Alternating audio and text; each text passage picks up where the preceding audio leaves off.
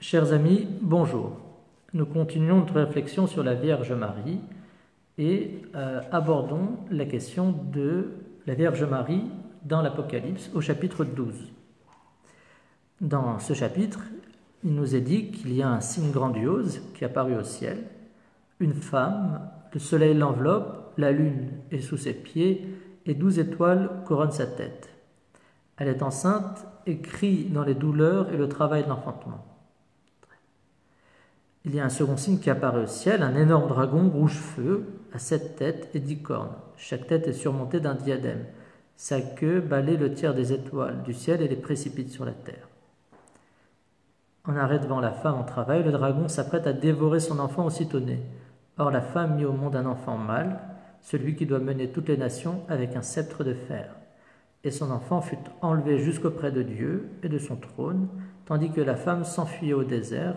Dieu lui a ménagé un refuge pour qu'elle y soit nourrie 1260 jours. De qui parle ce texte qui met en avant cette femme, ce signe grandiose? Avant tout, il s'agit d'Ève. Ève, cette femme qui est enceinte, qui a les douleurs de l'enfantement, et en face, le dragon, donc l'ange déchu, le diable, qui va faire tomber avec lui un tiers des étoiles du ciel, et donc on peut y voir les anges qui sont tombés avec le démon.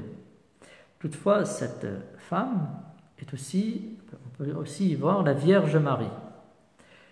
D'un côté, on pourrait se dire, il y a les douleurs de l'enfantement, donc ce qui ne colle pas à Marie, parce que Marie n'a pas la malédiction d'Ève. Marie n'a pas été conçue avec le péché, elle n'a donc pas les douleurs d'enfantement, elle n'a pas connu le péché, elle n'a pas cette malédiction qui était donnée à Ève. Sauf qu'on peut y voir aussi la douleur de l'enfantement au calvaire, la douleur spirituelle de l'enfantement qu'a Marie quand l'enfante est disciple à la foi en son Fils, parce qu'elle participe aux souffrances de son Fils, elle est dans la compassion. Le fait d'attribuer ce texte à Marie est d'autant plus vraisemblable qu'on nous parle de la naissance de cet enfant mâle qui doit mener toutes les nations avec un sceptre de fer et qui sera élevé jusqu'à Dieu. On peut y voir évidemment la naissance du Fils de Dieu, la naissance du Christ, qui est celui qui doit mener toutes les nations, ce qui nous permet d'attribuer ce texte à la Vierge Marie.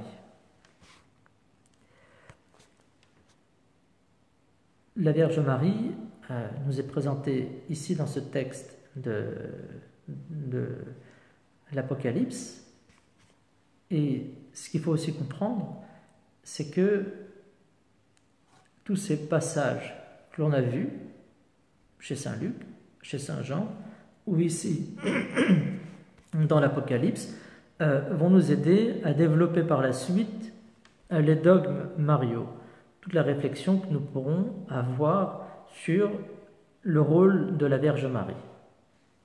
Le fondement, c'est l'incarnation.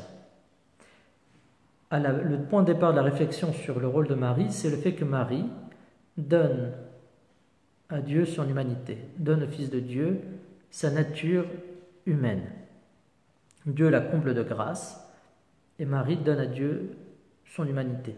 C'est le point de départ de toute notre réflexion qui nous permettra de dire que Marie est mère de Dieu, qu'elle a été conçue sans péché, etc. Ce sera le point de départ de notre réflexion.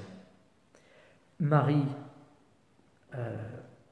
est une fille d'Israël, elle observe la loi, elle chemine dans la foi, comme nous l'avons vu, et cette maternité physique première va l'ouvrir à une seconde maternité, qui est une maternité spirituelle, où elle va enfanter les disciples à la foi. Elle n'est pas comme Saint Joseph qui va s'effacer, mais elle accroît sa relation à son Fils pour avoir une maternité spirituelle sur les disciples. Elle devient donc une image de l'Église qui enfante les disciples à la foi. Par le baptême, elle leur donne naissance, et par l'Eucharistie, elle leur donne la croissance. Elle devient donc une figure de l'Église mère. Ici, nous avons terminé notre réflexion sur la Vierge Marie dans ces passages bibliques qui vont être un point d'appui, notamment avec l'incarnation, pour notre réflexion sur les dogmes mariaux. Marie, Mère de Dieu, Immaculée Conception, etc.